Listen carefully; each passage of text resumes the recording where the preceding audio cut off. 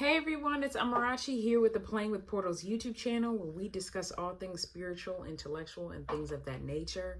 Today I'm going to be continuing our spiritual themes within family series, or also informally called our Family Ties series, where we kind of delve into understanding these non-physical traits that get passed down in our families and how they're meant to help us become the individuals that God created us to be, and then also look at maybe the more harmful things that are passed down and how we can be the people to stop it so that we can set up our future generations for true success. All right.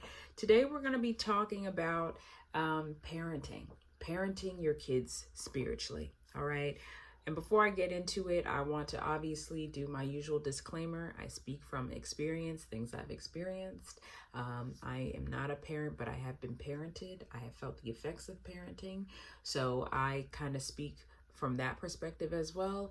And I have also seen other parenting styles and kind of use that to kind of shape the discussion that I'll be laying out here. All right. So for that reason, I just want people to know, if something resonates with you, cool. If it doesn't, also cool.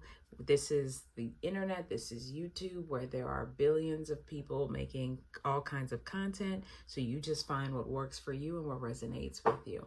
All right, so let's go ahead and get started. When it comes to, raising kids in our current society, there is such an emphasis on supporting, uplifting, and raising your kids to exist in the material world, right? You want your kids to be educated so that they can get a job, that they can feed themselves, so they can buy a house, so they have good credit, so they have, a good network that they can rely on. All of these things are setting your kids up to be successful in the material world, but not necessarily as a spiritual individual, as an individual who has a spirit. You understand?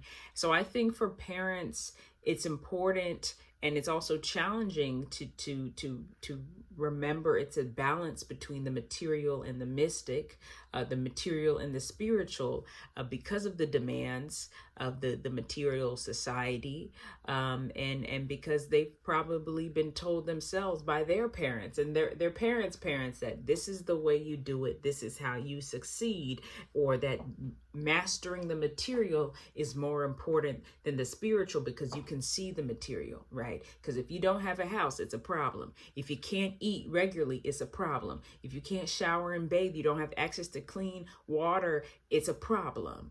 And we are never going to discount that. So raising your children in a way so that they can take advantage of these resources, so they're not, suffering from these awful plights of homelessness and not having access to food, hunger, all of that. Doing what you can as a parent to set them up against that stuff is always going to be important. But we have to remember that that's not the only aspect of raising your child. Okay. So when it comes to parenting spiritually, what we're talking about is understanding those non-physical aspects of the human, and how those non-physical aspects need coaching, need nurturing, need fulfillment, need watering too, in order to truly make your child the child that God created them to be. There are multiple ways, to do things and to raise children, but I will start off with what I think kind of is some of the most important things for parents to remember and to do in order to parent their child correctly spiritually, to parent your child spiritually correctly. All right. So the first thing is that for parents, y'all are the blueprint, y'all are the model, right? So you having a deep understanding of yourself and your spiritual gifts is not only going to help make you feel more fulfilled, but it's also going to set the tone for your household. Your kids aren't going to need to look around. They're going to look at you and be like, that is how you truly live life. That is how you live life right. So that's why parenting is such an important responsibility, because you literally have another human relying on you. You understand? And that's what kind of gets into what I was saying earlier. They're not just relying on you for physical things, they're also relying on you for spiritual coaching, for emotional coaching, for mental coaching. So the best way you can be the coach for your children is to understand and master yourself. All right. So that means taking time, ideally before you have kids, to really understand what you have. What do you have as a parent? Okay, are you a singer? Are you a dancer? Do you like to write? Do you like sports? Do you like organizing events? Are you into fashion? Are you into design? Things, these quote unquote hobbies, things we reduce to hobbies that we put in our pockets, that probably we should be wearing on our sleeves.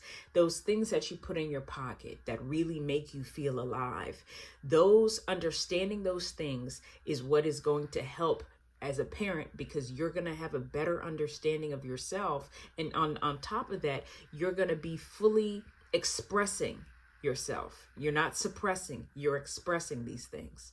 So maybe, I don't know, you work in corporate law, which isn't what you ideally like, but you set time aside every week to paint, because painting is where your real passion and where your real love lies, right?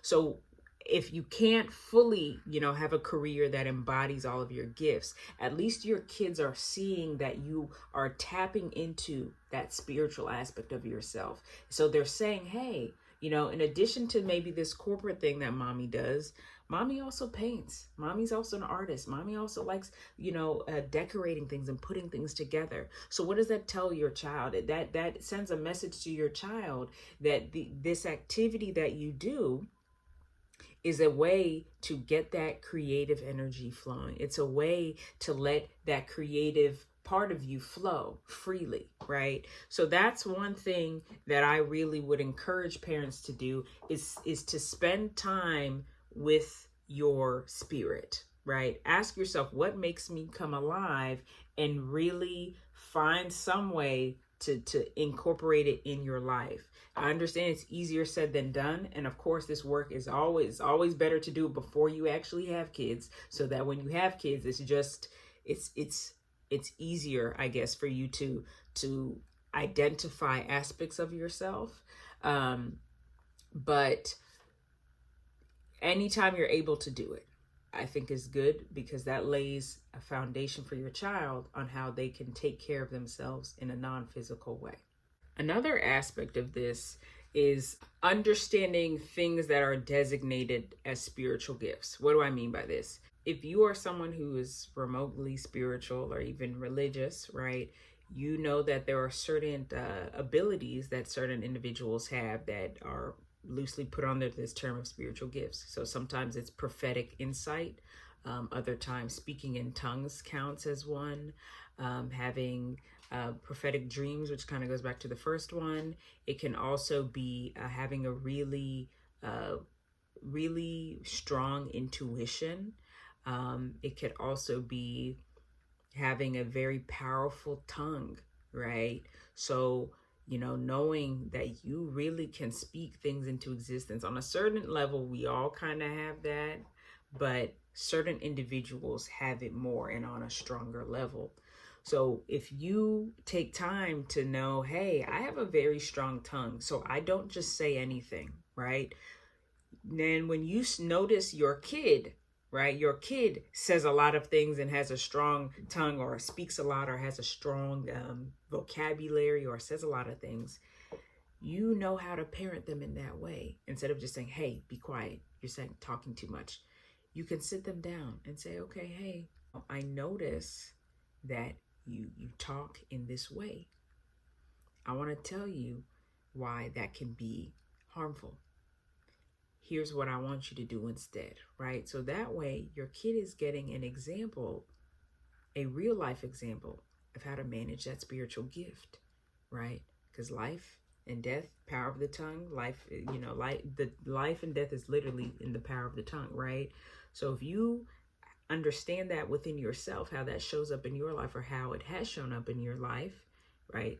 When you see it in your kid, you can coach them on that because you've actually taken time to understand that gift. Same thing with prophetic insight, same thing with intuitive hunches.